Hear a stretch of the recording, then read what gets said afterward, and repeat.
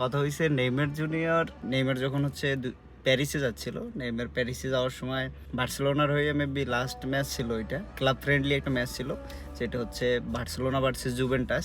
নেইমারের ওই ম্যাচে 2টা গোল আছে, আর 2টা গোলই হচ্ছে একদম টপ লেভেলের ফিনিশ, স্কিল ড্রিবলিং ফিনিশ, দারুণ ছিল। সো ওই গোলটা হচ্ছে আগে একটু দেখাই। এইটা ছিল হচ্ছে ফার্স্ট গোল, জোস একটা গোল ছিল, দারুণ গোল দিছিল। পরে যেটা সেকেন্ড গোল ছিল, এটা হচ্ছে দারুণ একটা গোল ছিল। সো এই যে গোলটা, এই গোলটার কথা হচ্ছে অনেকেরই মনে পড়ছে। সকালে হচ্ছে সান্তোস আর ফ্লামেঙ্গোর ম্যাচ ছিল।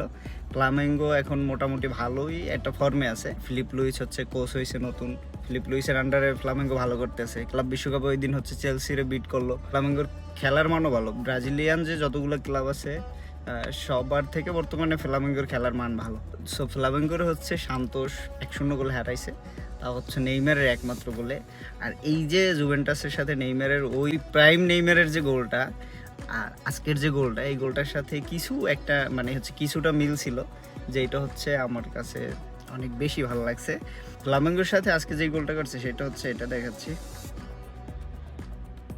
একটু ডিফারেন্ট আছে। ওই নেইমার, ওই প্রাইম নেইমার আর বর্তমান নেইমার অনেক তফাৎ। কতগুলো ইনজুরি পড়ছে, ওই তো শুরু হইলো ইনজুরি, তারপর থেকে তো সব বিগ ইনজুরি তো পড়লো। মানে নেইমারের ইনজুরিগুলায় আগেরগুলো তো যেরকম ছিল, লাস্ট যে ইনজুরিগুলা, এই ইনজুরিগুলো হচ্ছে ব্রাজিল ফ্যান এবং হচ্ছে নেইমারের ডাইহার্ড যারা ফ্যান আছে তাদের অনেক বেশ হার্ট করছে। এখন বর্তমানে যেই অবস্থায় আছে ব্রাজিল ফ্যানরা এবং হচ্ছে নেইমার ফ্যানরা, নেইমার যদি একটা পেনাল্টিতে গোল করতে পারে, ওইটা হচ্ছে নেইমার ফ্যানদের কাছে অনেক বিশাল কিছু হয়ে যায়। কারণ ওর পেনাল্টিগুলো হচ্ছে দেখতে ভাল লাগে, ওর পেনাল্টি টেকিংটা হচ্ছে অনেক সুন্দর। এর আগের ম্যাচে একটা পেনাল্টিতে গোল করছিল, কালে যেইটা করছে দারুণ একটা ফিনিশ করছে, তা হচ্ছে ফ্লামেঙ্গোর সাথে। ফ্লামেঙ্গোতে কিন্তু ডিফেন্সিভ মিডফিল্ডার আছে, জর্জিনহো, দানিলো আছে, তারপর হচ্ছে লেও অর্টিজ আছে, ভালো ভালো ডিফেন্ডার আছে। সো নেইমার উইনিং গোল করছে এবং হচ্ছে ফ্লামেঙ্গোর সাথে সান্তোস জিতছে। এই ব্যাপারটা এত উল্লেখ করে বলার কারণ হচ্ছে রিসেন্টলি দেখতেছি যে নেইমারকে নাকি ব্রাজিলের কত পার্সেন্ট জনগণ যেন চায় না যে নেইমার হচ্ছে 26 বিশ্বকাপ খেলুক।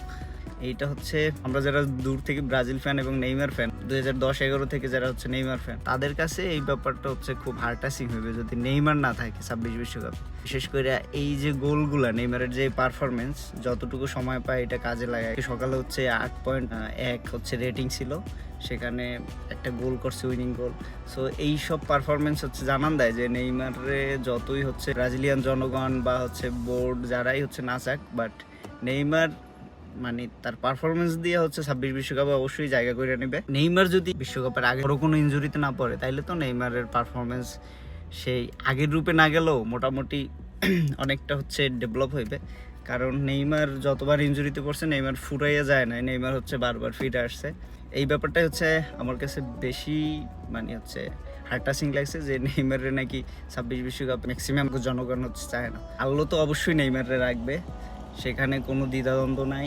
আর নেইমার যদি এই যে পারফরমেন্সগুলো হচ্ছে করতে পারে, তাইলে তো আর কোনো অপশনই নেই। সো এই নেইমারের যে এই গোলটা, এগুলো হচ্ছে মানে অন্য যারা ফুটবল ভক্ত আছে, অন্য ফুটবল ফ্যান আছে, অন্য প্লেয়ারদের সাপোর্টার আছে, তাদের হচ্ছে সাধারণ গোল মনে হইলো, নেইমার ফ্যানদের কাছে এটা হচ্ছে অন্যরকম একটা ফিল আসে। তো যখন মেসি ভক্তরা মেসির গোল দেখে, সেম নেইমার ভক্তরা যখন নেইমারের এই টাইপের গোল দেখে, এইরকম উইনিং গোল দেখে, তখন তারা হচ্ছে ভিতর থেকে একটা স্পেশাল একটা শান্তি পায়।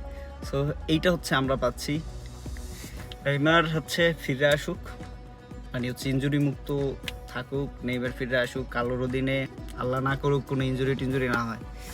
দেখা যাক নেইমার নেক্সট হচ্ছে ম্যাচগুলো কি করে, আর ব্রাজিলের কলাপে সামনে কালো রাখে কিনা। আল্লাহ হাফেজ।